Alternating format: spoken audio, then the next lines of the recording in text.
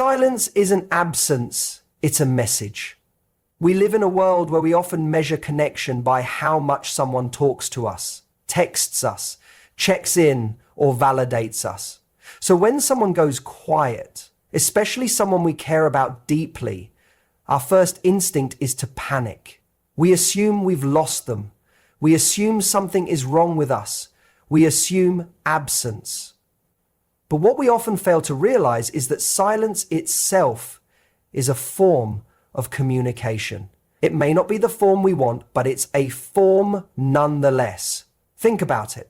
When someone truly wants to keep you in their life, they will find a way to stay present no matter how difficult the situation is. They will fight for clarity, for connection, for resolution. So when someone withdraws into silence, it doesn't mean there's nothing to be said.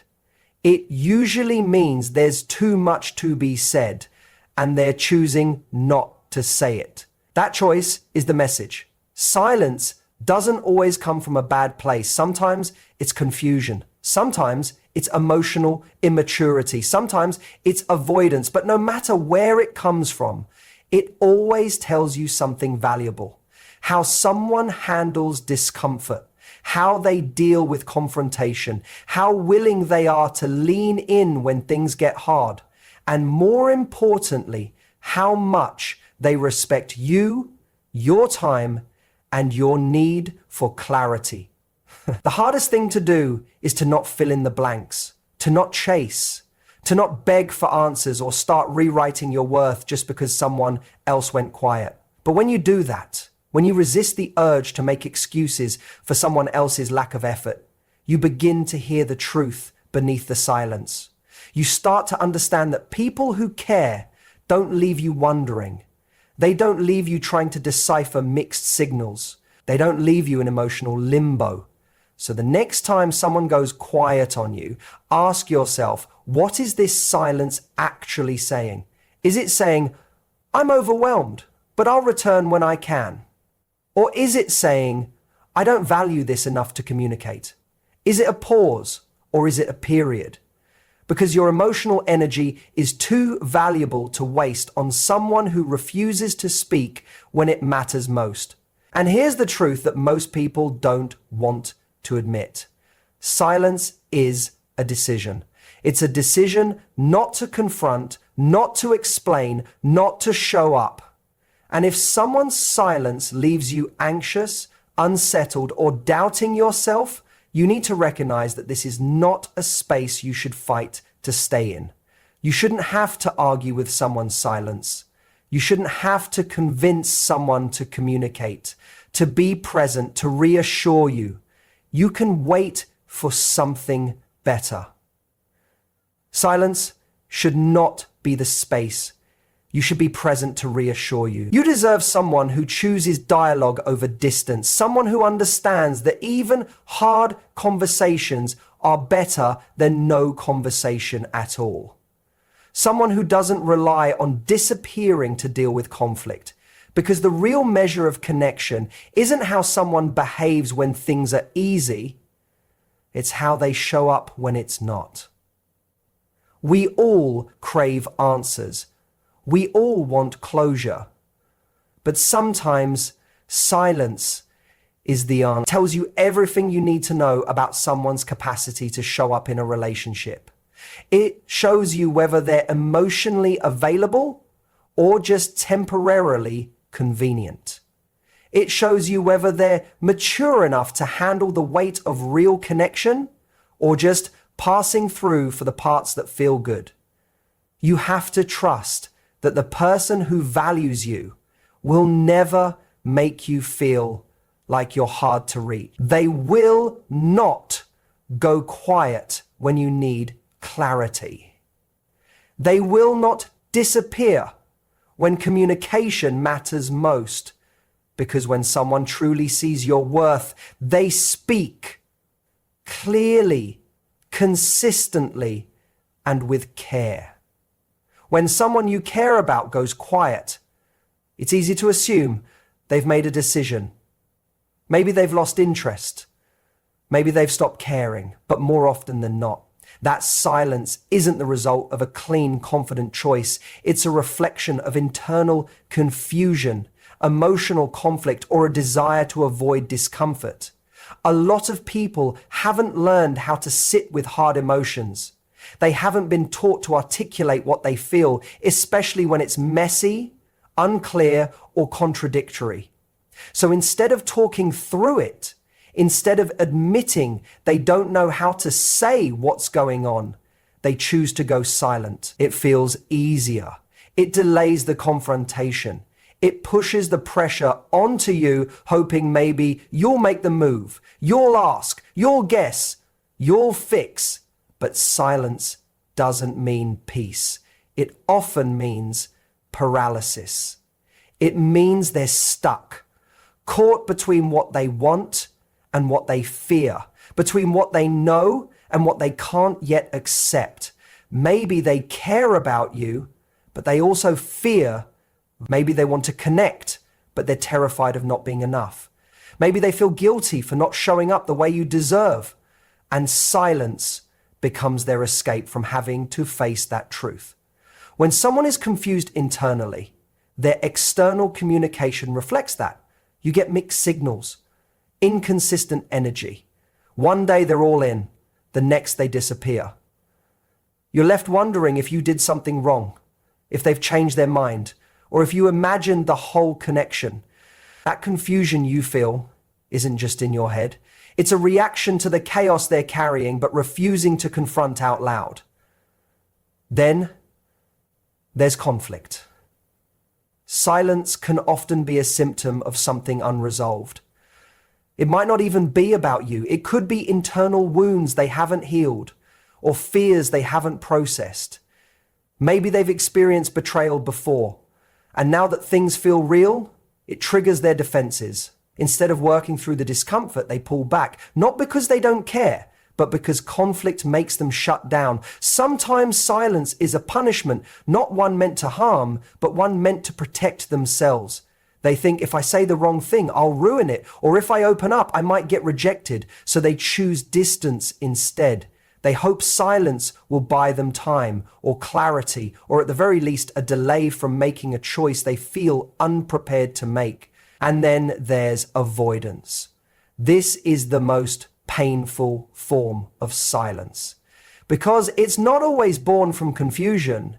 It's born from discomfort. They don't want to have a tough conversation. They don't want to hurt you. They don't want to take responsibility for how they feel or how they've made you feel. So they choose to ghost, drift, disconnect. Avoidance gives them the illusion of control.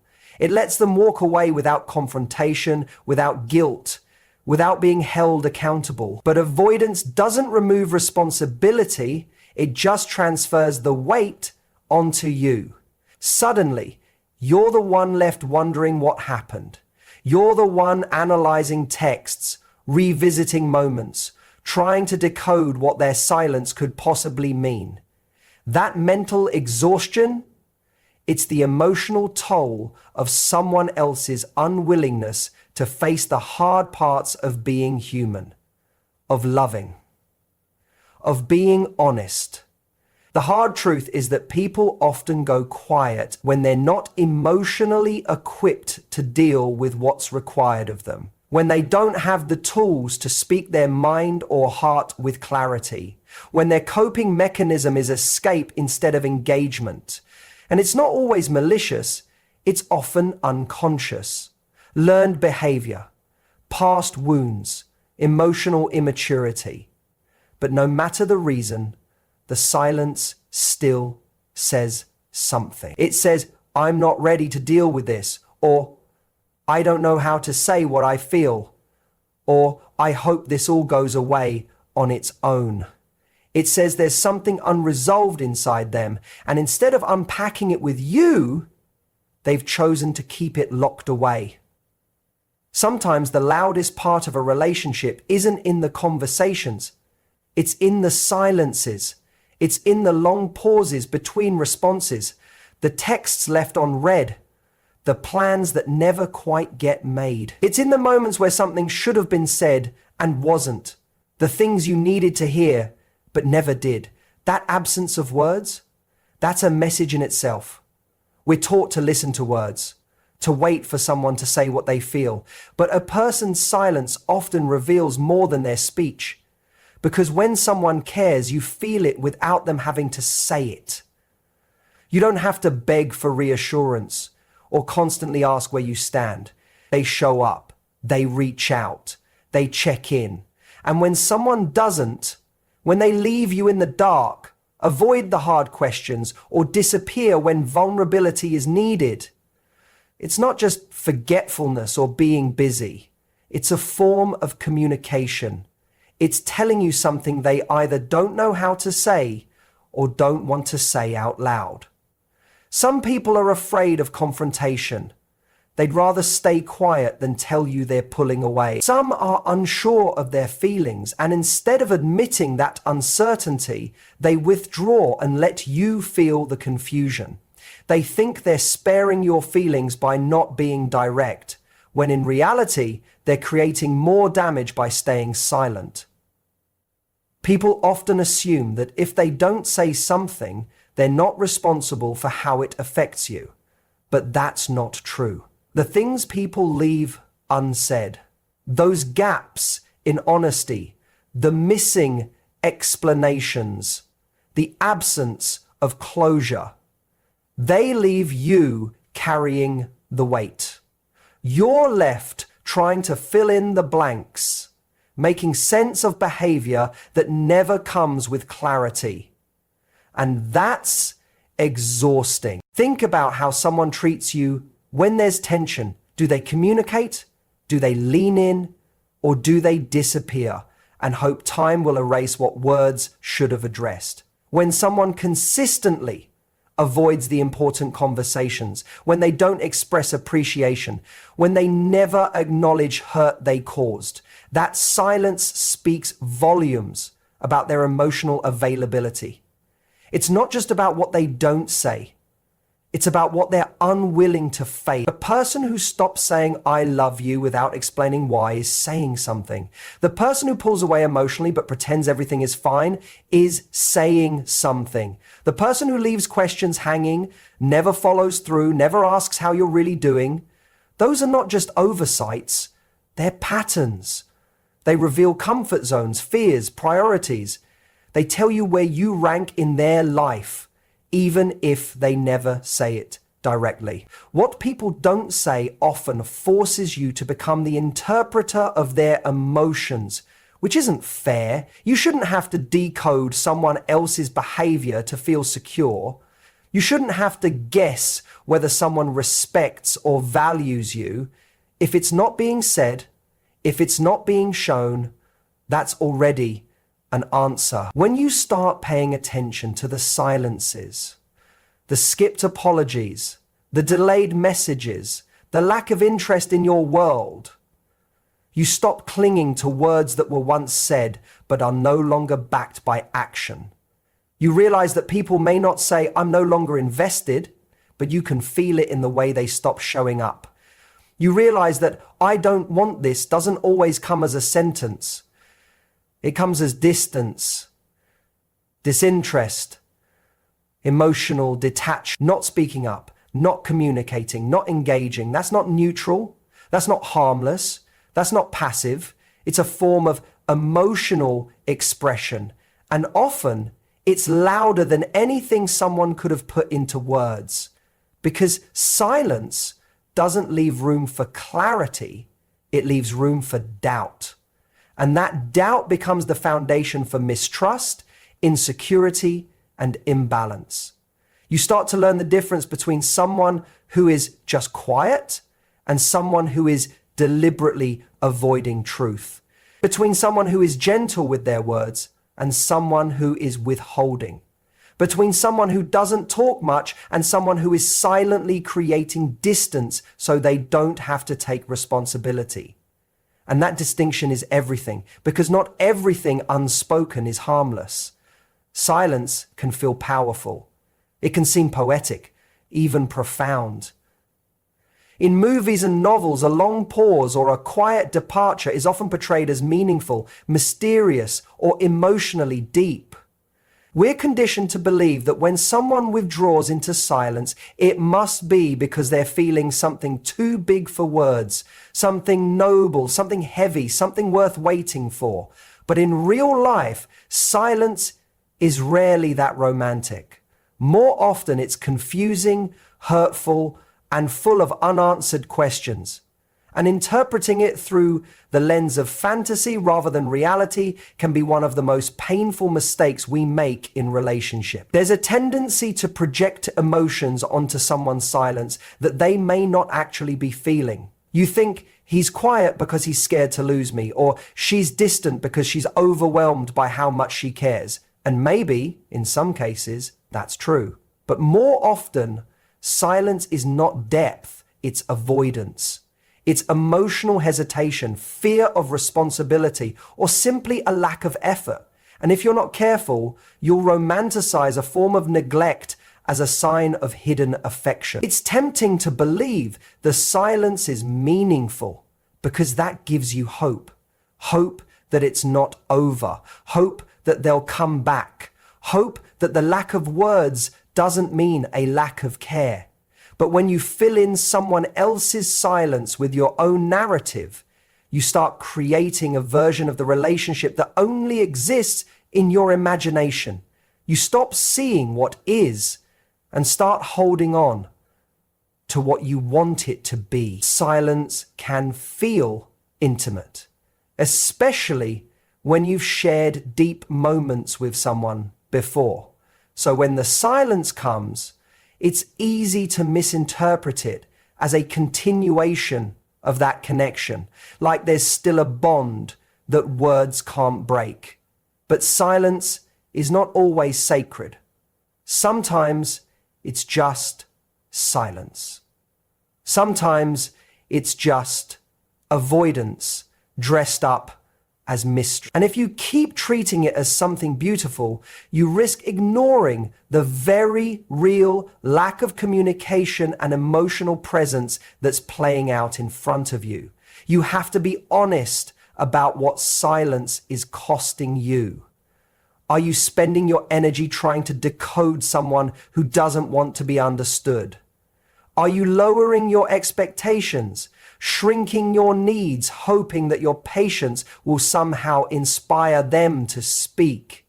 Are you holding on to someone who left just because they didn't say it out loud? Because silence isn't always a cliffhanger.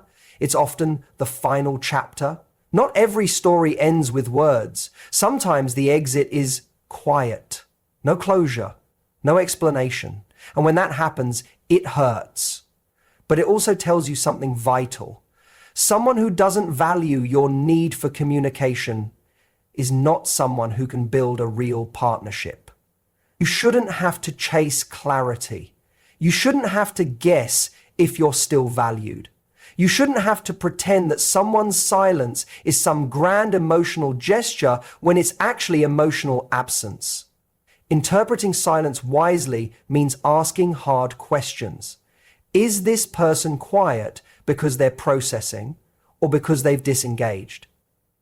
Are they giving space because they care or because they've lost interest and don't want to say it? Are you holding on to their silence because it makes you feel close to them or because you're afraid of what their words might actually confirm?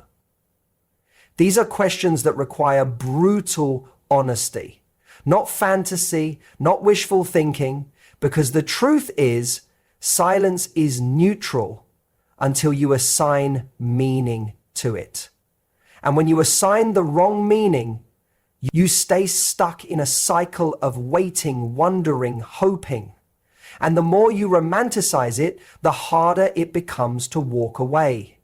Silence becomes the hook that keeps you attached, even when the connection is long gone.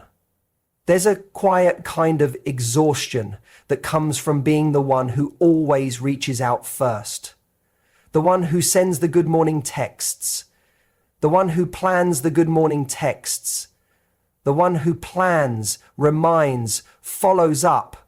At first, it feels okay. You tell yourself you're just being thoughtful, that maybe they're busy, maybe they're just not great at expressing themselves. You give them grace and you keep giving. But over time, you start to notice the pattern.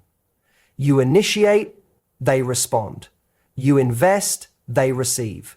You care, they allow it. And slowly you begin to feel the weight of a connection that you're carrying mostly on your own. Relationships aren't about keeping score, but they are about mutual effort. When you're the only one initiating, it becomes less about connection and more about pursuit. You start to question whether they're truly invested or simply accustomed to being pursued, whether they enjoy your presence or just don't mind it, whether they would ever reach out if you stopped showing up first. That doubt becomes a quiet companion in your day-to-day interactions. You begin to feel like a guest in someone else's life instead of a priority in it. One-sided initiation chips away at your self-worth. It sends a subtle message that your needs come second, that your presence in someone's life isn't important enough to inspire action on their end. And while it might not be intentional, it still creates imbalance. You begin to shrink yourself emotionally, measuring your texts, your calls, your energy, because you don't want to come off as too much. You overthink your natural instincts to connect, because the response on the other side is always lukewarm, delayed, or inconsistent. There's a difference between someone who's simply not great at communication and someone who doesn't value the effort you're putting in. The former is willing to meet you halfway once you talk about it. The latter will continue letting you do all the emotional labor because it benefits them. It keeps the dynamic easy, unchallenged.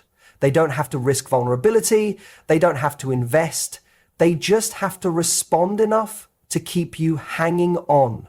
Initiation is a reflection of interest, not always in grand gestures, but in small, everyday ways. If someone wants you in their life, you won't constantly have to remind them of your existence. They'll make space for you. They'll check in without being asked. They'll remember what matters to you, not because you demanded it, but because they care enough to pay attention. Effort doesn't require reminders when someone is emotionally invested. Being the only one to initiate also sets a precedent. It teaches the other person that they don't need to try, that you'll always come to them. And that dynamic slowly creates resentment. Not because you're keeping score, but because you're human. Everyone wants to feel chosen. Everyone wants to feel wanted without having to beg for attention or initiate every single moment of connection. There's a moment in every one-sided connection where silence stops feeling mysterious and starts feeling loud. It begins as a space, an unanswered message, a delay in response, a shift in tone. But as time goes on, that silence begins to carry weight. It stretches. It lingers. And eventually, it demands an answer, not from them, but from you. Because when someone stops choosing you through their actions, their silence becomes an invitation for you to finally choose yourself. When someone goes quiet, it leaves you alone with your thoughts. At first, that loneliness feels unbearable. You search for reasons, excuses, loopholes. You wonder what changed. You wonder if you did something wrong. You replay your words, your tone, your timing. You try to fix something you didn't even break, just to restore a sense of control. Because if you can understand the silence, maybe you won't feel so rejected by it. But the truth is, not all silences are meant to be solved. Some are meant to wake you up, to show you where your energy is going and how little of it is coming back, to highlight the imbalance you've been tolerating in the name of hope. Silence strips away the illusions. It forces you to stop listening to what you want to hear and start noticing what's actually happening. And in that noticing, there's power. Because silence doesn't just create distance, it creates clarity. It shows you who checks in when you go quiet too. It shows you who notices your absence without being prompted.